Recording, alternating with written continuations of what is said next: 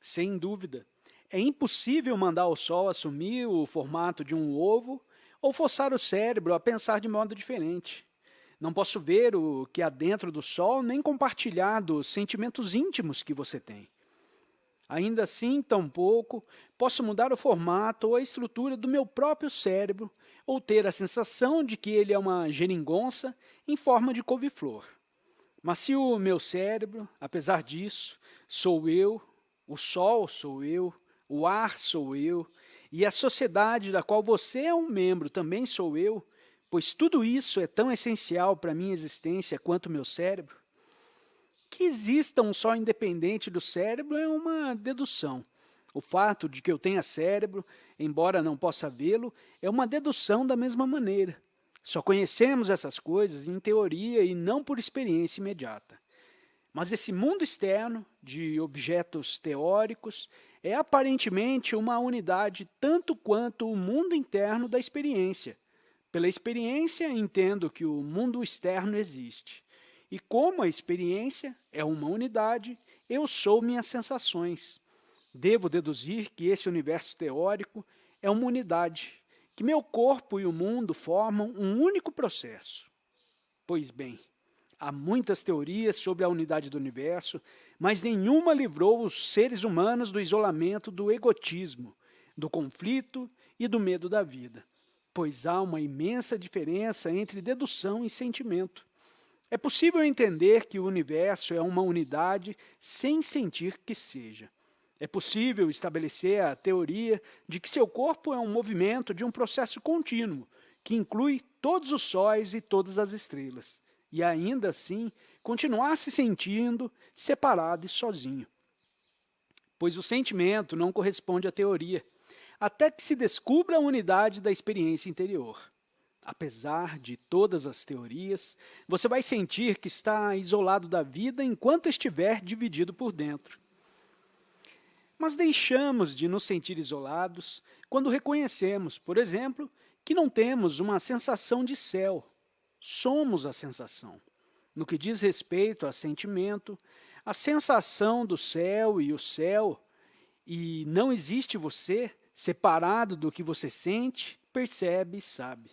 É por isso que os místicos e muitos poetas dão voz ao sentimento de que são parte do todo, ou de que estão unidos com Deus, ou como Sir Edwin Arnold exprimiu, deixando o ego para trás, o universo se torna eu.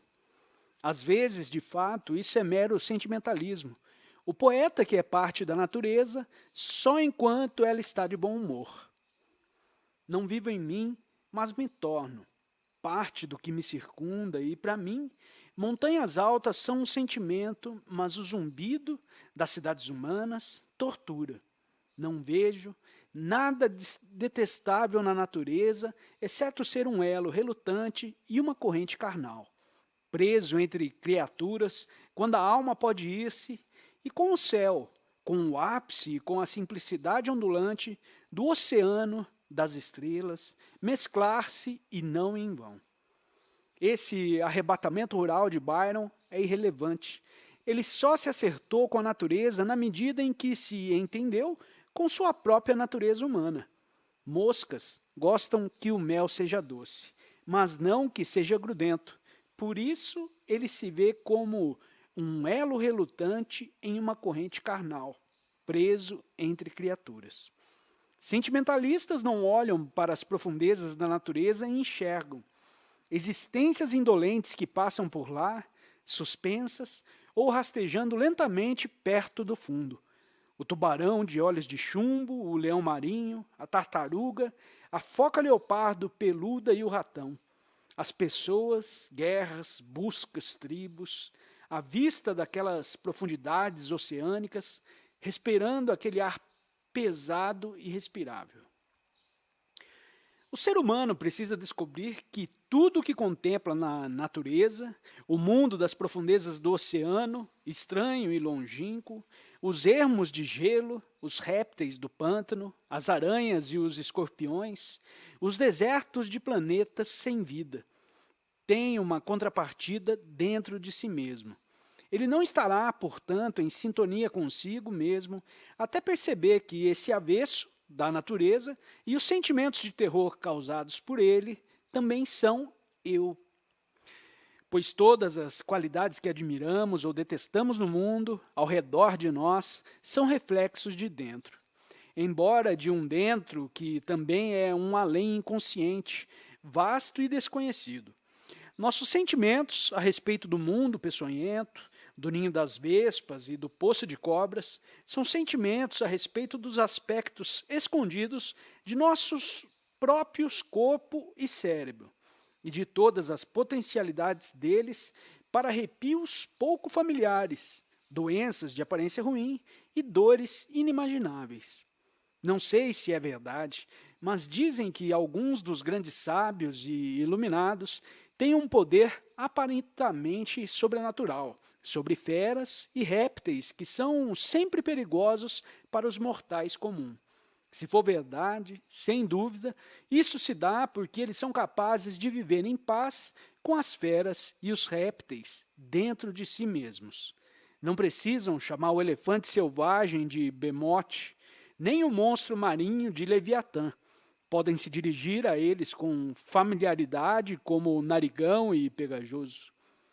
O sentido de unidade com um todo não é, no entanto, um estado de espírito nebuloso, um tipo de transe no qual toda forma e toda distinção são abolidas, como se o ser humano e o universo se fundissem em uma névoa luminosa de cor malva claro.